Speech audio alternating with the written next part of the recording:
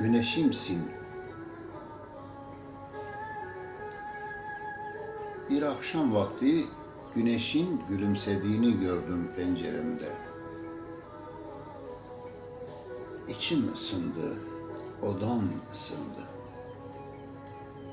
Kıpır kıpır oluyordu kalbim. Güneş henüz batmamıştı, parlıyordu. Ben seviniyordum.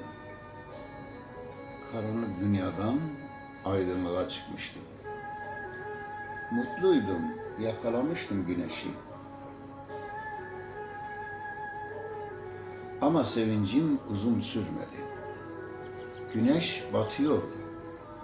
Arkasından koştum, gitme, bırakma beni, terk etme beni karanlığa, terk etme beni yalnızlığa. Korkuyorum karanlıktan, korkuyorum yalnızlıktan, korkuyorum sensizlikten. Ama güneşim çoktan batmıştı. Ve ben karanlığa terk edilmiştim. Sevincim kursağımda kalmıştı. Yapayalnızdım. Kimsesizdim. Yolumu şaşırmış. Mecnun misali çöllerde dolaşır gibiydim.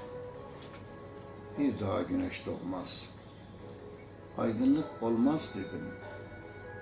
Ümitlerimi yitirmiş. Azrail misafirimdi artık.